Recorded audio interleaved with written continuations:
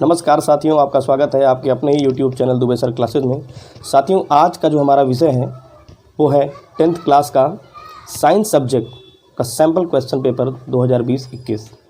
दोस्तों, ये question paper और इसका सॉल्यूशन, इसकी मार्किंग स्कीम दोनों आपको इंटरनेट पर अवेलेबल है और वीडियो के लिंक में भी मैं आपको डिस्क्रिप्शन में भी आपको इसका लिंक दे दूँगा। आप इसे ध्यान से चाहे तो देख सकते हैं। फिलहाल मैं आपको इसको एक्सप्लेन करता हूं। तो आज की ये वीडियो बहुत ही महत्वपूर्ण होने वाली है बोर्ड एस्पिरेंट्स के लिए।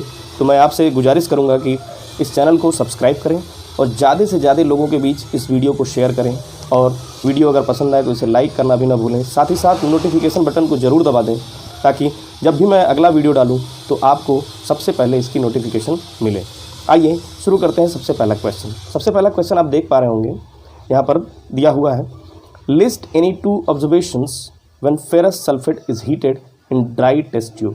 यानी सूखा हुआ टेस्ट ट्यूब है और इसमें फेरस सल्फेट रखा गया है। फेरस सल्फेट का फॉर्मूला आप जानते हैं, FeSO4। इसको हीट किया जा रहा है। तो बताइए क्या दो ऑब्जर्वेशंस आपको देखने को मिलेंगे।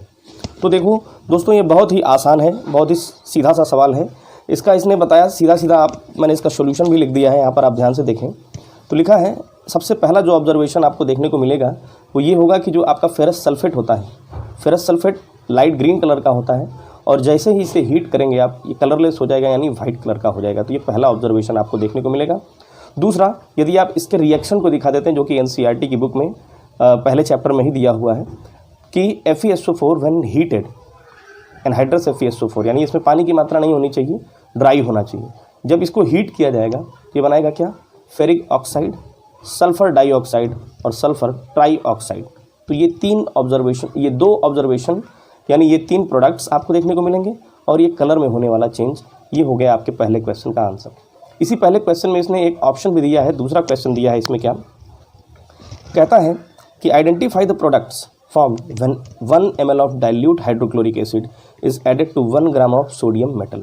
यानी 1 मिलीलीटर डाइल्यूट हाइड्रोक्लोरिक एसिड है और इसका रिएक्शन हम करा रहे हैं किससे, 1 ग्राम सोडियम मेटल से। यानी आपको सिंपल सा रिएक्शन आपको पढ़ाया भी गया है कि जब कभी किसी एसिड का मेटल से रिएक्शन होता है तो एक चीज़ बनना तय है, वो क्या, हाइड्रोजन गैस, और दूसरी चीज़ भी लगभग बनना तय होता है, कोई ना कोई साल्ट। तो आइए इसको हम रिएक्शन करके देखते हैं। यहाँ पर किया गया है, सर यहाँ पे सोडियम के 2 मॉलिक्यूल्स और 2 मॉलिक्यूल्स हाइड्रोक्लोरिक एसिड के। हो सकता है इसका वजन क्या हो, 1 ग्राम हो और इसका वजन क्या हो, 1 मिलीलीटर हो इसका अमाउंट। और इन दोनों का जब आप रिएक्शन करेंगे तो क्या बनेगा, 2 NaCl प्लस हाइड्रोजन गैस निकलना है। मैंने कहा था कि सर एक कोई ना कोई साल्ट बनेगी और दूसरा कोई ना कोई गैस इवॉल्व होगी। कौन सी गैस इवॉल्व होगी, हमेशा हाइड्रोजन गैस। अगर आप चाहें तो इसको जो आपका डिटर्जेंट पाउडर है उसके सॉल्यूशन से होकर के गुजारेंगे अगर आप, तो आपको गैस बन करके निकलती हुई दिखाई देगी। और जब उसके साथ आप लाइटर लेकर के आएंगे तो जलती हुई लाइटर, तो निश्चित तौर पे क्या होगा, पॉप अप साउंड प्रोड्यूस होगा। तो इससे भी हाइड्रोजन गैस के प्रोडक्शन को हम प्रूव कर सकते हैं। तो ये हो गया आपके पहले सवाल का पहला और दूसरा भाग। क्वेश्चन नंबर 2 आप देखते हैं क्या है। क्वेश्चन नंबर 2 कहता है, write the chemical name and the chemical formula of salt use to remove permanent hardness of water. आपने पढ़ा है परमानेंट हार्डनेस किसकी वजह से आती है, वाटर में हार्डनेस होती है कैल्शियम और मैग्नीशियम की अशुद्धि की वजह से। और इसको रिमूव करने के लिए आपको चाहिए क्या, sodium carbonate dehydrate, sodium carbonate decahydrate आप कह सकते हैं। चूँकि इसमें क्या है आप देख पा रहे होंगे, ये देखिए फार्मूला यहाँ पर लिखा हुआ है, सोडियम कार्बोनेट डेकाहाइड्रेट। फार्मूला इसका है Na2CO3.10H2। तो ये हो गया आपका ऐसा सॉल्यूशन या ऐसा केमिकल जिसको यदि आप पानी में मिला देंगे तो उसकी परमानेंट हार्डनेस रिमूव हो जाएगी और पानी आपका कैसा हो जाएगा, वॉशेबल हो जाएगा और रीयूजेबल हो जाएगा। क्वेश्चन नंबर 3 देखते हैं क्या कहता है। क्वेश्चन नंबर 3 कहता है, which of the following is not observed in a homologous series, give reasons of your choice. देखिए होमोलॉगस सीरीज में हमने पहले से ही पढ़ा है कि होमोलॉगस सीरीज CH2 की वृद्धि होती है और जनरली क्या होते हैं, एक ही तरह के फंक्शनल ग्रुप उसमें इन्वॉल्व होते हैं। और हर जैसे CH2 है, फिर C2H4 हो जाएगा, फिर C3H6 हो जाएगा, यानी हर बार CH2 की वृद्धि होगी। अब इसके साथ CHO ग्रुप भी हो सकता है, इसके साथ क्या कहते हैं, OH ग्रुप भी हो सकता है। तो जिस तरह का ग्रुप होगा उसी ग्रुप में वृद्धि होगी, सब CHO के ही वृद्धि होगी। तो इसकी तीनों प्रॉपर्टीज़ को जरा हम पढ़ के देखते हैं। लिखा है चेंज इन केमिकल प्रॉपर्टीज़, कि इसके केमिकल प्रॉपर्टी में चेंज हो जाएगा। होमोलॉगस सीरीज में जब आगे बढ़ते जाएंगे तो केमिकल प्रॉपर्टी में चेंज होगा? बिल्कुल नहीं होगा, क्योंकि सर सबके सब एक ही तरह, जैसे ये एल्डिहाइड है तो ये भी एल्डिहाइड है, ये भी एल्डिहाइड होगा, CHO लगा होगा इसके अंत में। दूसरा, तो ये बात क्या हो गई कि नॉट ऑब्जर्व्ड वाली पहली ही बात ये सही हो जाएगी। उसके अलावा दूसरी चीज़ें दूसरे ऑप्शन पर भी देख लेते हैं। Difference in CH2 and 14 unit of molecular mass, ये बात बिल्कुल सही है। दूसरा, ग्रेडेशन इन फिजिकल प्रॉपर्टीज़, तो सही बात है, फिजिकल प्रॉपर्टीज़ क्या होंगे, आगे बढ़ते जाएंगे या लगभग एक तरह की ही रहेंगी। Same functional group, functional group क्या होगा, सेम ही होगा, तो फंक्शनल ग्रुप में भी कोई बदलाव नहीं होगा। क्या होगा, केमिकल प्रॉपर्टी में किसी तरह का कोई चेंज नहीं होगा। तो इसका दूसरा ऑप्शन, सॉरी पहला ऑप्शन सही हो जाएगा। अगला सवाल पूछता है why does the sun appear white at noon. देखो दोस्तों, सन यानी सूरज जो है आपका दोपहर के समय लगभग सफ़ेद क्यों दिखाई देता है, जबकि शाम के समय या एकदम भोर के समय लाल सा दिखाई देता है? इसके पीछे कारण क्या है? तो देखिए, ये आपका सन है और ये आपका क्या है, अर्थ है। तो जब सन यहाँ पर होता है और आप यहाँ पर खड़े हुए हैं अगर, तो जब सन यहाँ पर होता है तो इसकी दूरी थोड़ी ज़्यादा होती है। जब एकदम इधर पर होता है तो और ज़्यादा होती है, लेकिन जब सन यहाँ पर होता है बिल्कुल 12 बजे दोपहर के समय एकदम आपके सर पर होता है तो इसके बीच एयर के मॉलिक्यूल्स कम है, कारण इसकी दूरी अब आपसे क्या है, कम है। तो एयर के मॉलिक्यूल्स कम होने की वजह से इसकी स्कैटरिंग भी क्या होगी, कम होगी। स्कैटरिंग जब कम होगी तो एकदम वाइट लाइट आपके पास तक पहुँचेगी। यहाँ पर देखिए इसका सोल्यूशन भी दिया हुआ, आप देख सकते हैं, लिखा है कि the light is least scattered at noon. दोपहर के समय क्या होती है, जो प्रकाश है ये कम से कम स्कैटर हो पाता है, कम से कम डिस्पर्स हो पाता है, जिसकी वजह से क्या होता है कि आपको सन जो है दोपहर के समय कैसा दिखाई देता है, लगभग सफ़ेद दिखाई देता है। क्यों? क्योंकि सर इसको लेस एयर ट्रेवल करना होता है। अब एयर जितना ज़्यादा होगा उतना ज़्यादा स्कैटरिंग होगी। यहाँ पे एयर क्या है, कम से कम होता है जब आपके सर पर होता है सूर्य, तो इस वजह से क्या होता है कि सर स्कैटरिंग जो है लाइट की कम से कम हो पाती है और सन आपको बिल्कुल वाइट सा दिखाई देता है। आइए अगला सवाल देखते हैं, क्वेश्चन नंबर 5। क्वेश्चन नंबर 5 कहता है क्या कि एक स्फेरिकल मिरर है जिसकी फोकल लेंथ क्या है, -15 सेंटीमीटर, और दूसरा एक थिन स्फेरिकल लेंस है और इसकी भी फोकल लेंथ क्या है, -15 सेंटीमीटर। तो आपको बताना है कि ये किस प्रकार के मिरर हैं या यह किस प्रकार का लेंस है। तो दोस्तों इसका उत्तर हो जाएगा कॉनकेव मिरर। कॉनकेव मिरर में आप देखेंगे ये हो गया आपका कॉनकेव मिरर, जो इधर से क्या होता है, कोटेड होता है। तो इधर की तरफ जो भी ऑब्जेक्ट आप रखेंगे वो ऑब्जेक्ट इस तरफ हो गया, निगेटिव साइड में हो गया। साथ ही साथ लेंस भी अगर आपका है स्फेरिकल लेंस पतला सा, तो उसके बाएं साइड अगर कोई भी ऑब्जेक्ट रखा जाएगा तभी निगेटिव होगा। तो ये जो आपका लेंस है ये कैसा होना चाहिए, कॉनकेव लेंस होगा, तभी इसके बाएं साइड आप ऑब्जेक्ट को रखेंगे। और ये कॉनकेव लेंस भी हो सकता है, प्लेनो कॉनकेव लेंस भी हो सकता है। आइए छठवां सवाल देखते हैं। 6th क्वेश्चन कह रहा है क्या कि सर एक कॉनकेव मिरर है जो क्या करता है, एक ऑब्जेक्ट की रियल, इन्वर्टेड और लार्जर इमेज बना रहा है, यानी वास्तविक, उल्टी, लेकिन प्रारंभिक लंबाई से थोड़ी बड़ी बना रहा है। तो बताइए आप कि सर वो ऑब्जेक्ट कहाँ रखा होगा। तो देखिए आप ध्यान से, ये हमारा ऑब्जेक्ट है। आपने पूरा पढ़ा होगा कि जैसे जैसे ऑब्जेक्ट आपका मिरर के पास जाता है, जैसे जैसे ये मिरर की तरफ बढ़ता जाता है, वैसे वैसे उसकी इमेज क्या होती है, बड़ी होती जाती है। सही है, जैसे जैसे ये इधर आएगा, जैसे जब इस पर आ जाता है ऑब्जेक्ट तो बिल्कुल इसके बराबर की इमेज बनती है, और पास जाएगा तो इमेज और दूर जाएगी। जैसे जैसे ये आगे जाता जाएगा इमेज इधर की तरफ आती रहेगी। तो यहाँ केस क्या होगा, जो हमारा ऑब्जेक्ट होगा सेंटर ऑफ कर्वेचर और प्रिंसिपल फोकस के बीच रखा होगा, तभी ऐसा होगा कि सर इसकी इमेज क्या होगी, उल्टी होगी, रियल होगी, और साथ ही साथ क्या होगी, कंपैरेटिवली लार्जर होगी।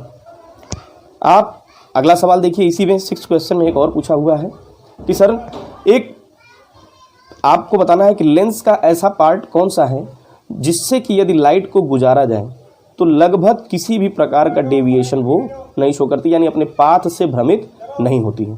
तो देखिए दोस्तों, निश्चित तौर पे वो ऑब्जेक्ट, वो लाइट लेंस का वो हिस्सा जहाँ से किसी भी प्रकार की डेविएशन नहीं होती है, लाइट सीधी पास होकर के चली जाती है, वो पोर्शन लेंस का कौन सा है, ऑप्टिकल सेंटर।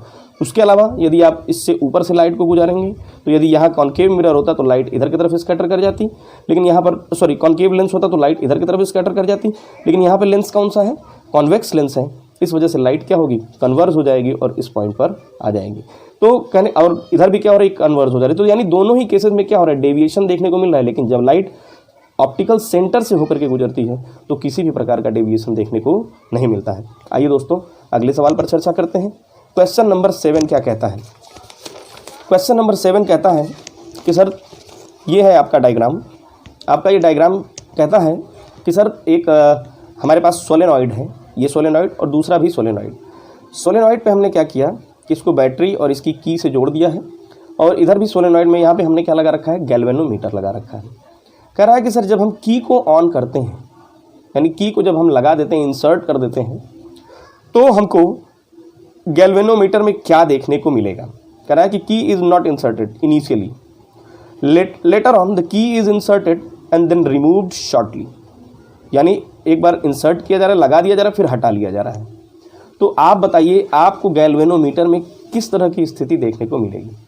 तो देखिए गैल्वेनोमीटर में इस तरह का क्या होता है, एक एरो होता है या इस तरह का एक क्या होता है, पिन होता है, और ये इलेक्ट्रिसिटी के प्रेजेंस को बताता है। आपने चैप्टर पढ़ा होगा magnetic effect of electric current. जैसे ही आप इसमें की इंसर्ट करेंगे सर्किट कंप्लीट हो जाएगा और इलेक्ट्रिसिटी इसके थ्रू फ्लो होना चालू हो जाएगी। अब जब इस सर्किट के थ्रू इलेक्ट्रिसिटी चलेगी तो ये मैग्नेटिज्म शो करेगा, और बगल वाला जो है ये मैग्नेटिज्म के प्रभाव में आकर के, चूंकि इसमें जो लगा हुआ ये पिन है इसमें भी एक स्मॉल सा मैग्नेट प्रेजेंट है। ये मैग्नेट क्या करेगा, अगर नॉर्थ पोल होगा तो नॉर्थ और नॉर्थ एक दूसरे को क्या करेंगे, रिपेल करेंगे, साउथ और नॉर्थ एक दूसरे को क्या करेंगे, अट्रैक्ट करेंगे। तो यहाँ रिपल्सन या अट्रैक्शन कुछ ऐसा देखने को मिलेगा जिसकी वजह से ये गैल्वेनोमीटर का जो पिन है ये क्या होगा, या तो इधर की तरफ डिफ्लेक्ट करेगा या तो इधर की तरफ डिफ्लेक्ट करेगा। जब हम ऑन करेंगे तो इधर की तरफ, और जैसे ही ऑफ करेंगे ये इधर की तरफ। तो यानी हमको क्या लिखना है कि the pin in the galvanometer will show the movement, momentary motion can be observed and this will be in opposite direction। Opposite direction में क्या होगा, ये मोशन देखने को मिलेगा। आप यहाँ पर पढ़ सकते हैं इसका उत्तर भी जो आपके मार्किंग स्कीम में दिया हुआ है। कहता है क्या कि sir the momentary galvanometer deflections will be observe and this will die out shortly. कुछ ही समय के बाद ये समाप्त हो जाएगा and the direction will be opposite direction. 8वां सवाल देखते हैं। Draw the magnetic field lines around the straight current carrying conductor. एक सीधा करंट कैरिंग कंडक्टर, एक सीधा सा वायर है और इसके अराउंड मैग्नेटिक फील्ड लाइंस को बताना है आपको। देखिए यहाँ पे डायग्राम में समझाया भी गया है कि ये आपका क्या कहते हैं, एक सीधा सा वायर है और इसके चारों तरफ मैग्नेटिक फील्ड बना दिया गया है। मैग्नेटिक फील्ड का डायरेक्शन जरूर याद रखिएगा, एंटी क्लॉकवाइज दिखाइएगा। सर्कुलर ऐसे सर्कल्स बन जाएंगे इसके चारों तरफ, और करंट की दिशा यदि कब क्या हो, ऊपर की तरफ हो तो ये आप दिखा देंगे। अगला सवाल देखते हैं। 9th क्वेश्चन क्या कहता है। 9th क्वेश्चन कह रहा है कि दो रेजिस्टेंस हैं R1 और R2, ये दोनों एक दूसरे के पैरेलल लगे हुए हैं। अब कह रहा है कि आपको इन दोनों की कोई वैल्यू नहीं दी गई है, no numerical value of R is given.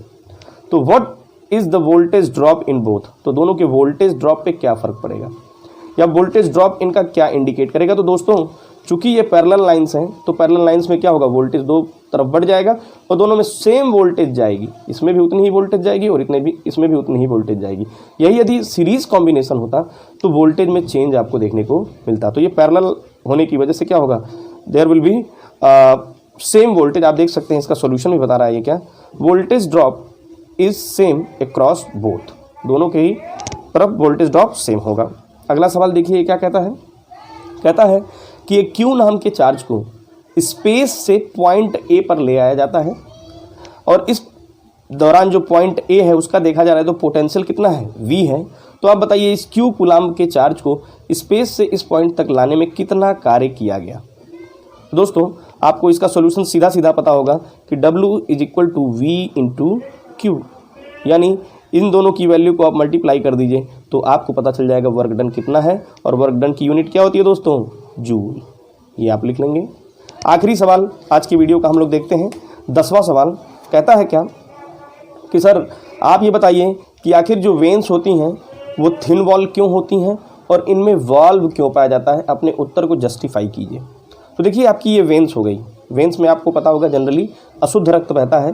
और ये पूछ रहा है कि ये पतली दीवारों वाली क्यों है। तो पतली दीवारों वाली इसलिए है क्योंकि इनमें जो ब्लड चल रहा है वो बहुत ज़्यादा प्रेशर में नहीं है, जबकि जो आर्टरीज़ होती हैं, आर्टरीज में ब्लड बहुत प्रेशर में होता है, जिसकी वजह से क्या होती है, इसकी दीवारें बहुत मोटी मोटी होती हैं, जबकि इसकी दीवार क्या है, काफ़ी पतली है। साथ ही साथ चूंकि प्रेशर में ना होने की वजह से ब्लड का रिवर्स बैक होने की भी संभावना है। पता चला ब्लड इधर जा रहा था और वापस लौट जाए, तो इसलिए इस ब्लड को रोकने के लिए यहाँ पर थोड़ी थोड़ी दूरी पर क्या होते हैं, वाल्व लगे हुए होते हैं। देखिए आपका आंसर भी यहाँ पर दिया हुआ है, आप इसको ज़रा समझ लेंगे। लिखा है veins have thin valves because the blood there is no longer under the pressure. इनकी दीवारें पतली होती हैं इसलिए क्योंकि वहाँ पर कोई विशेष प्रेशर नहीं है ब्लड का। And they have valves to ensure the blood flow in single direction, in one direction. उम्मीद है आपको ये वीडियो पसंद आया होगा। अगर वीडियो पसंद आया तो इस वीडियो को ज़्यादा से ज़्यादा बच्चों में शेयर कीजिए ताकि सभी बच्चों का बोर्ड एग्जाम अच्छा हो सके। लॉकडाउन के इस पीरियड में स्कूल जाना तो संभव नहीं, यही एक माध्यम है जिससे बच्चे मैक्सिमम रीच कर सकते हैं। तो ये एक भलाई का काम है, आप इसे ज़्यादा से ज़्यादा शेयर कीजिए। धन्यवाद।